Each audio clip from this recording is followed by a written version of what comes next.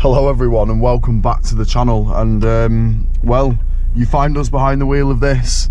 It's on the road, it's past its MOT, everything's done, as you know, from the MOT, past video obviously, and now we're going to be taking it for a first drive. You can see probably from that it's a cold morning, but we've got it warming up and stuff like that. It's and we're just going to crack straight on with it. Now the engine management light did actually come back on last night. I took it on a bit of a motorway journey, did like 50-60 miles in it, but I'm not too concerned about that. I'm just going to plug my little reader in, which the OBD port is behind here, and you just got to take the internal ashtray out. That's how you access that. So without further ado and without further a waffle, let's go.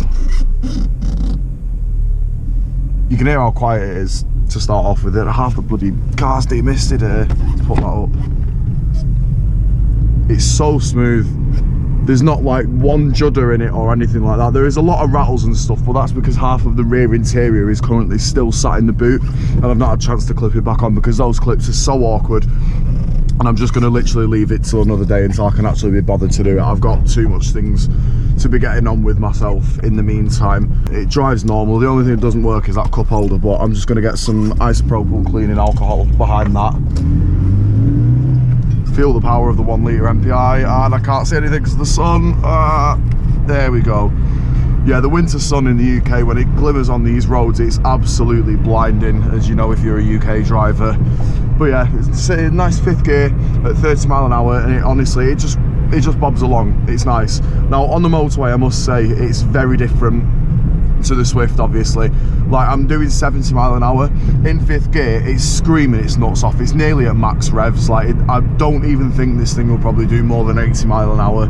So it's not a motorway mile eater, which I do go on the motorway to work and stuff, but I don't leave it late enough to go to work where I need to be sat doing 110 in the outside lane to get there on time.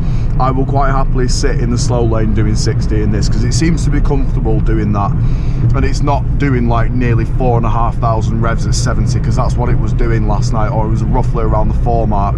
But yeah, as I was saying, not really a motorway mile muncher, but it'll do for the commute and stuff like that, because there's traffic here and there as well. You're not going to be doing 70 all the way. Fuel wise, it's way better on fuel than the Swift. Obviously it's a 1 litre MPI, hardly drinks it, warms up nice and quickly, it's got a good heater in it, and I'm happy with it. It's a perfect little daily car. Now I've actually put some supporting mods, well I say supporting mods, I'm just going to say mods because they don't really support anything apart from the look of the crap car. I've done the roof racks, I've done a couple of little stickers here and there, I've painted these black, or I've just chucked a first coat of black on just to take that stupid red off them that I did. Don't know why I painted them red, I think I just got bored one afternoon and did it. What else have I done to it? I'm trying to think. I've done a couple more bits to it, but yeah. Oh yeah, wind deflectors, that was it. So I've done those, and I was going to put the MX-5 wheels on because that's the wheels that I bought for this, but the centre bore size is actually different, so I need to work out whether I'm going to get a different set of wheels or if I'm going to take them to an engineering shop and have them machined out with a lathe to make them fit. Now I think it'll cost probably like, I don't know, I'll probably say like 50 quid to do that or something as a rough guesstimate, because I know some people on the Lupo forums have actually done that, so I'll just probably give them a message and see what's what. But yeah, I just thought now would be the time to record the video for this. It's a Sunday morning, it's not too packed, so I'm going to just head into town and do a little bit of last minute Christmas shopping, because I haven't actually done any Christmas shopping yet because I've been far too caught up in other car related matters. But excuse me. But yeah, is that a fake VRS in front of us? I don't know, I don't think it is. That badge just looks a bit strange with the chrome outlines. I didn't know they had one. Love the Fabia VRS. It's got a little whine to it as well, like you can hear it just whines through every gear, because I assume they're straight cut if that's the case.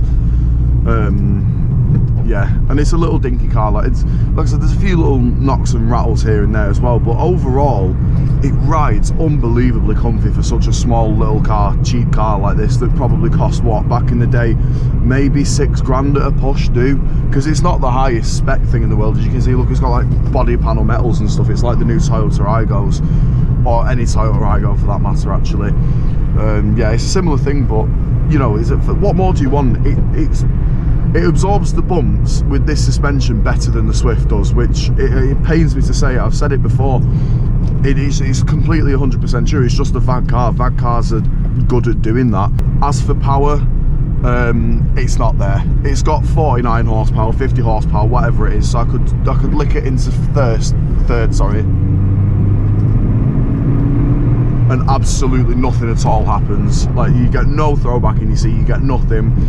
There was absolutely no speed out of it at all, which again, it's not surprising because it's just a small little city car.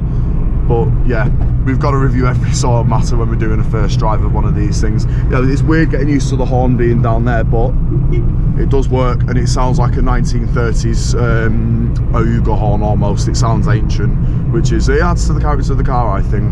Very light on the steering though, and it's very nimble. There's hardly any play in this steering, and it goes. There's a little bit of body roll, but other than that, it's pretty well pinned in the corner, in the corners, sorry.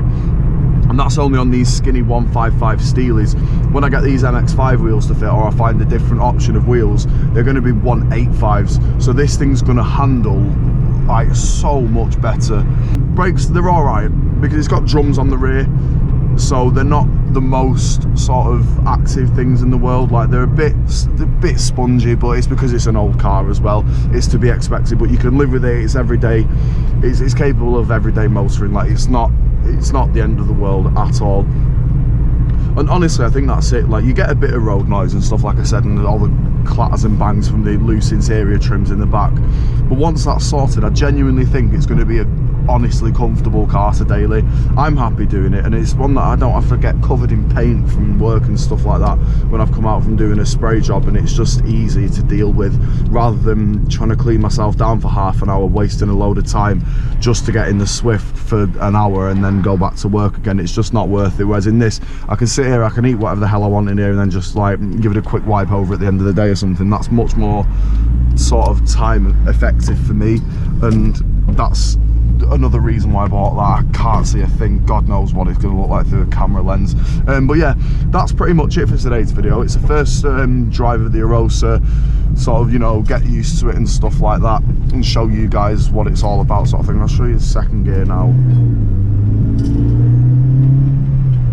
Absolutely no power, but it genuinely sounds all right, I think, for just a tiny useless little engine. But yeah, let me know what you thought. Let me know if you've got your own Arosa, what you think of it. Do you daily it? Do you not? Is it just a show car because you've cut the springs on it? Who knows? Because we know where we've seen that before. But yeah, all that aside, thanks for watching. Leave a like, and I'm going to try and hit 200 subs by the end of the year. So if you're new around here, a subscription would absolutely be perfect. I'd appreciate that so much, because there's going to be some absolutely banging content for this and the Swift coming in the new year. You'll just have to stay tuned and bear with me for that. But yeah, thanks again for watching, and I'll catch you later.